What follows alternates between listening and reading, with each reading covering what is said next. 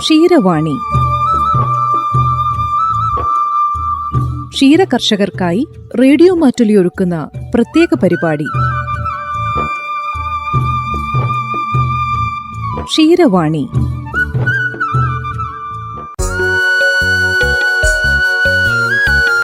ക്ഷീരവാണിയിലേക്ക് പ്രിയ ശ്രോതാക്കൾക്ക് സ്വാഗതം.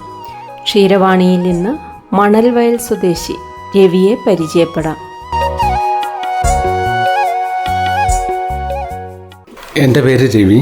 ഞാൻ മണൽവയലിൽ താമസിക്കുന്നു. ഒരു ക്ഷീരകർഷകനാണ്. അച്ഛൻ്റെ കാലം തൊട്ടേ പശുക്കളുണ്ടെന്ന്. പക്ഷേ അന്ന് നമ്മുടെ വീട്ടാവശ്യത്തിനുള്ള ബാക്കിയുള്ളത് പുറമേ കൊടുക്കുകയുള്ളായിരുന്നു. പക്ഷേ ഇപ്പോഴും നമ്മൾ ക്ഷീരമേഖലയിൽ തന്നെയാണ് നമ്മുടെ വരുമാനമാർഗമായി കാണുന്ന ഒരിതാണ്. എത്ര പശുക്കളുണ്ട്? ഇപ്പം 5 പശുക്കൾ നിലവിലുണ്ട്, പിന്നെ 2 കിടാക്കളും. എങ്ങനെയാണ് ചേട്ടൻ്റെ ദിനചര്യ ഒന്ന് പറയാമോ? രാവിലെ നമ്മളൊരു 4:30 മണിയാകുമ്പോൾ ഏക്കും. പ്രാഥമിക കൃത്യങ്ങളൊക്കെ ചെയ്തു കഴിഞ്ഞാൽ പിന്നെ നമ്മൾ തൊഴുത്തിലേക്ക് പോകായി, കുളിപ്പീരായി, അതിൻ്റെ കറവ കാര്യങ്ങളൊക്കെ കഴിയുമ്പോഴത്തേക്കും ഒരു 7 മണി ആവും. അപ്പോഴത്തേക്കും നമ്മൾ കുറേ പുല്ലൊക്കെ തലേദിവസം വെട്ടിവെച്ചിട്ടുണ്ടാവും, അത് കൊടുക്കും. പിന്നെ കറന്ന പാല് അടുത്ത് തന്നെ വീട്ടിനോട് ചേർന്ന് തന്നെ കൊടുക്കാൻ സൗകര്യമുണ്ട്. പാലെടുക്കുന്ന സെൻറ്ററുണ്ട്, അവിടെ കൊടുക്കും. പശുവിനെ രാവിലെ കുളിപ്പിക്കുക, പിന്നെ വൈകുന്നേരങ്ങളിൽ ചൂടുള്ള കാലത്തുനിന്ന് കഴുകി വിടും.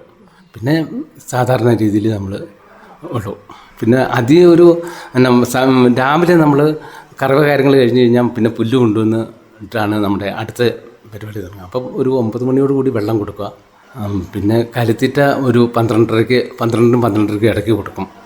പിന്നെ വൈകുന്നേരം ആയി കഴിഞ്ഞാൽ നമ്മളൊരു 3:30 കഴിയുമ്പോൾ തൊഴുത്തിൽ കയറി കഴിഞ്ഞാൽ ചാണാൻ ഒന്ന് കുളിപ്പിക്കേണ്ടതാണെങ്കിൽ ഒന്ന് കുളിപ്പിക്കുകയൊക്കെ ചെയ്യും. പിന്നെ നമ്മുടെ ബയോഗ്യാസ് പ്ലാന്റ് ഉണ്ടല്ലോ, ഇതിന് ഒരു നമുക്ക് വീട്ടിലേക്കുള്ള ഗ്യാസിൻ്റെ ഉപയോഗം ഫുള്ളായിട്ട് നടക്കും. അപ്പോൾ അത് കലക്കി വിടുക.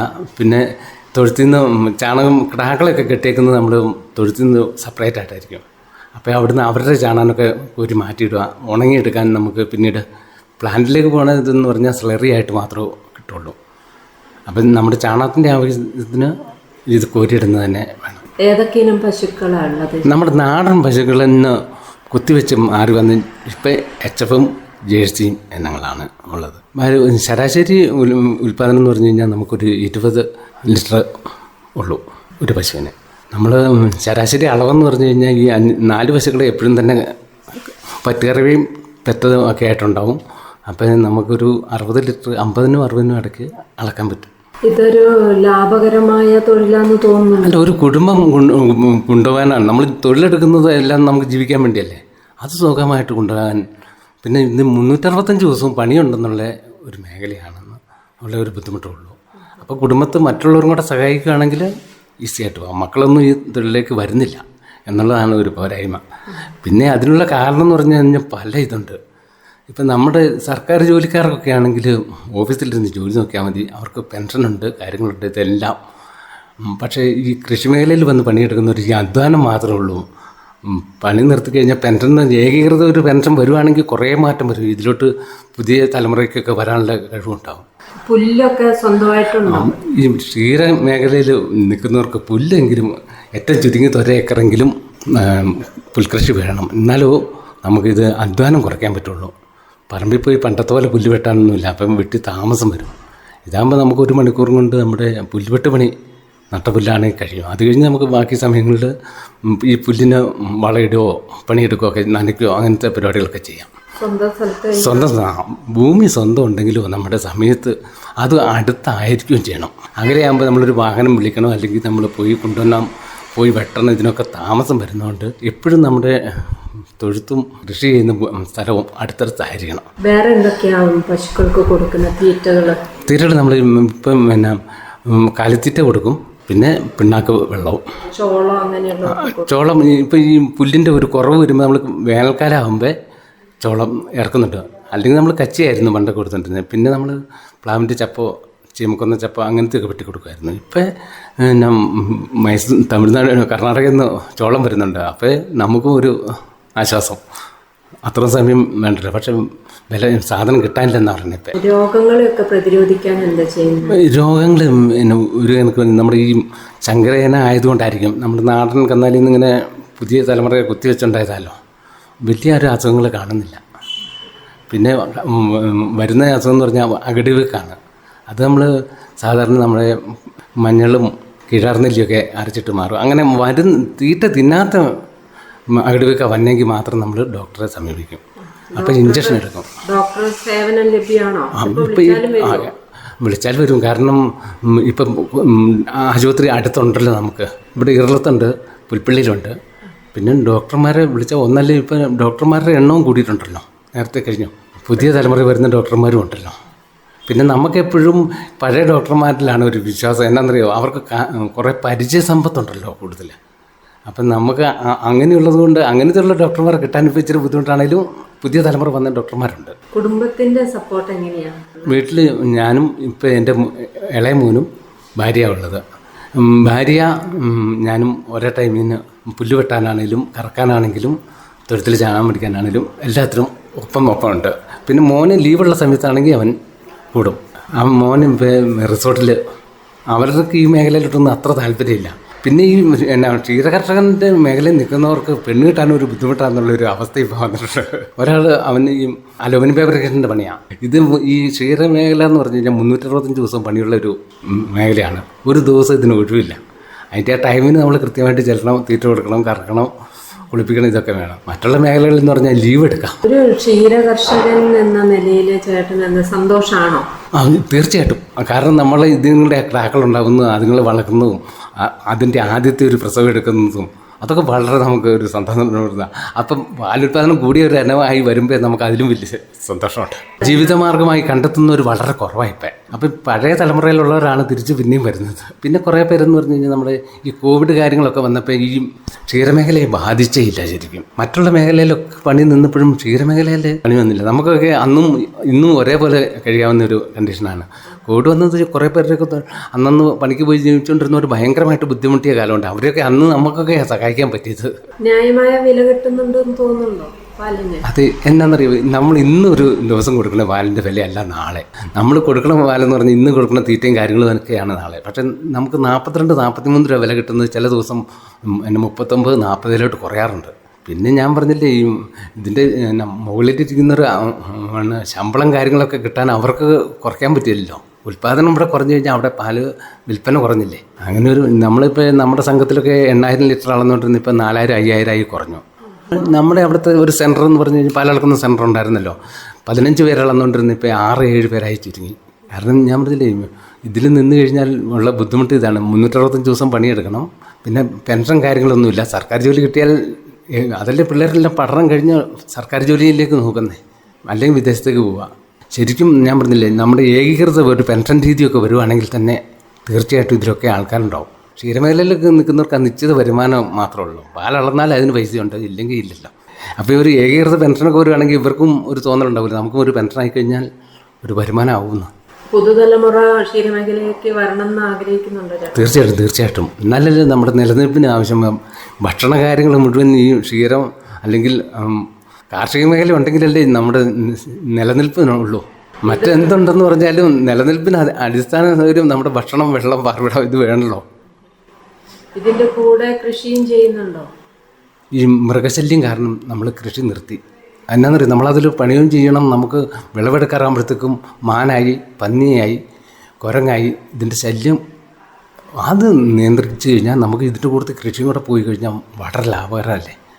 പിന്നെ നമ്മുടെ ജീവിത രീതിയിൽ കുറേ മാറ്റം വരുത്തുന്നു. ഈ ആർഭാട ജീവിതമായിട്ട് മുന്നോട്ട് പോകുന്നതാണ് എല്ലാവരും, അതിനാണ് താല്പര്യപ്പെടുന്നത്. അതിനുള്ള സാഹചര്യം ഉണ്ട് തന്നെ. നമുക്ക് ലോണോ കാര്യങ്ങളോ എടുക്കാൻ ഇപ്പോൾ പ്രത്യേകിച്ച് ഒരു ബുദ്ധിമുട്ടുമില്ല.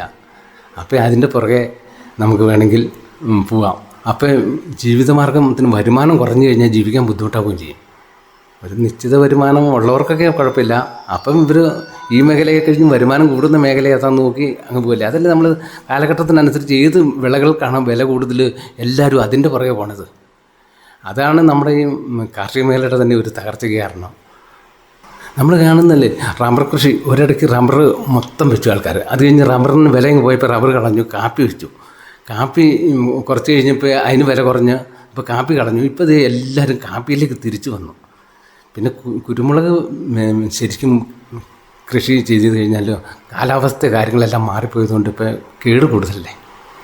അതിലേക്ക് പിന്നെ തിരിച്ചു വരുന്നവരിപ്പം നമ്മുടെ ഫോസ്റ്റൊക്കെ ഇട്ട് നടുന്നവർ മാത്രമേ ഉള്ളൂ. അന്നെന്ന് പറഞ്ഞു കഴിഞ്ഞാൽ മുടക്കുമുതൽ കൂടും. ചെറിയ കർഷകർക്കൊന്നും പറ്റുന്ന കാര്യമല്ല. ലക്ഷങ്ങൾ മുടക്കാൻ കഴിവുള്ളവനാണെങ്കിൽ മാത്രമേ ഉള്ളൂ. പക്ഷേ 4-5 വർഷം കഴിയുമ്പോൾ ഈ കൊടികൾ നിലനിന്നോടൊന്നുമില്ല. കേടുവന്ന് കഴിഞ്ഞാൽ പോയി കഴിഞ്ഞാൽ കുറേ പേര് അങ്ങനെ താഴേക്ക് പോയവരുണ്ടല്ലോ. പുതിയ തലമുറ ഇതിലേക്ക് വന്നാൽ മാത്രമേ നടക്കുള്ളൂ. ഇപ്പം നമ്മൾ കണ്ടുവരുന്നത് നമ്മുടെയൊക്കെ ചുറ്റുവട്ടത്തൊക്കെ മൊത്തം ഒരു 40 വയസ്സ് കഴിഞ്ഞവർ മാത്രമേ ഈ മേഖലയിലുള്ളൂ. പുതിയ തലമുറയെ ഇതിലേക്ക് കൊണ്ടുവരാനുള്ളൊരു ഇടപെടൽ സർക്കാർ തലത്തിൽ നടത്തിയാൽ മാത്രമേ ഇനി ഇങ്ങോട്ട് മുന്നോട്ട് വരുള്ളൂ. നമ്മൾ കാലാകാലങ്ങളായിട്ട് ഒരു 20 വർഷം മുമ്പുള്ള ഒരു പശുവിൻ്റെ മക്കളാണ് ഈ ഇത്രയും കാലമായിട്ട് 20-25 വർഷത്തോളമായി. ശരിക്കും നമുക്ക് ശരാശരി നമ്മളൊരു 15 ലിറ്റർ കൂട്ടുന്നുള്ളൂ. 4 പശുക്കൾ അളക്കുന്നുണ്ടെങ്കിൽ ഒരു 60 ലിറ്റർ. പിന്നെ ഞാൻ പറഞ്ഞില്ല, കുടുംബത്തെ യോജിപ്പാണ് നമ്മുടെ വിജയം.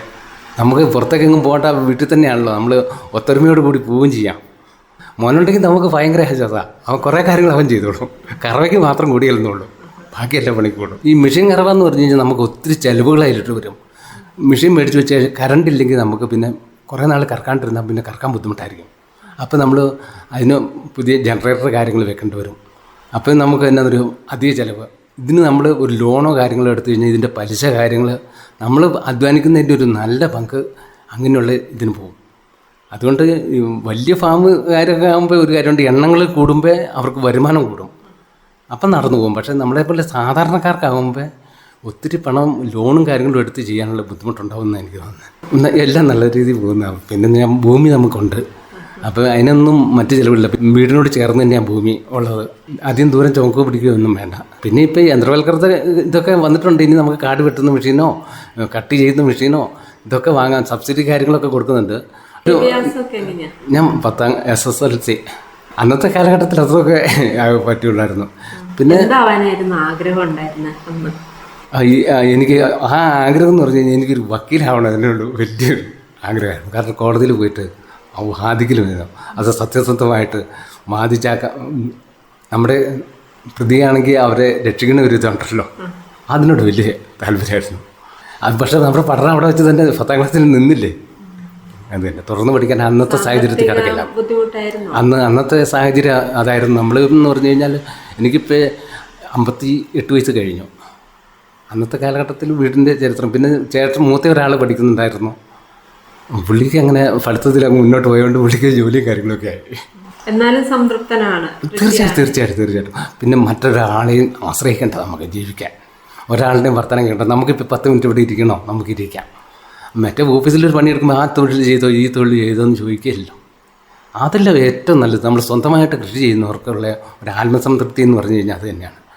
നമ്മൾ കൃഷിയാണെങ്കിൽ നമ്മളൊരു വാഴ കുഴിച്ച് വെച്ച് കഴിഞ്ഞാൽ തന്നെ അതിനൊരു കൊല വെട്ടുമ്പോൾ കാണുന്ന ഒരു സംതൃപ്തി വേറെ തന്നെയാണ്. പക്ഷേ ഞാൻ പറഞ്ഞില്ല, ഈ മൃഗശല്യങ്ങൾക്ക് സർക്കാർ തലത്തിൽ എന്തെങ്കിലും ചെയ്യാണ്ട് ഒരു തരവില്ല. ഇപ്പോൾ തന്നെ നമ്മൾ ചെറിയ കൃഷികളൊക്കെ ചെയ്യുന്നത് ഈ ഫെൻസിങ് കാര്യങ്ങളൊക്കെ കൊടുത്തിട്ടാണ്. ഈ പുൽകൃഷിക്ക് തന്നെ ഭയങ്കര ബുദ്ധിമുട്ടാണ്. അത് ഈ മാൻശല്യം, പന്നിശല്യം, ഈ പുൽകൃഷി നമ്മൾ വെട്ടാറായതുകൊണ്ട് ഇത് മുറിച്ചേച്ചങ്ങ് പോന്നു കഴിഞ്ഞ് കഴിഞ്ഞാൽ ഒരു 15 ദിവസം കഴിയുമ്പോഴത്തേക്ക് ഇച്ചിരി നീളും, ഒരടി നീളുമ്പോഴത്തേക്കും പിന്നെ ശല്യം. അന്നേരം ഇത് കടമാനം തിന്ന് തീർക്കും. അന്നേരം ഇപ്പോൾ ഫെൻസിങ് കൊടുത്തതുകൊണ്ട് വലിയ ബുദ്ധിമുട്ടില്ലാണ്ട് അങ്ങനെ പോകുന്നുണ്ട്.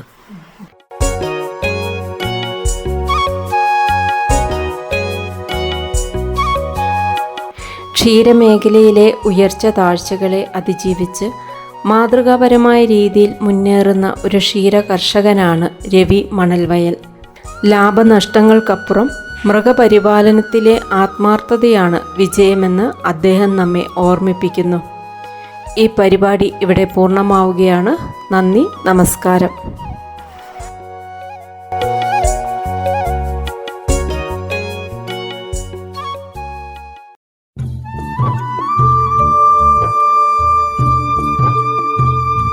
ക്ഷീരവാണി,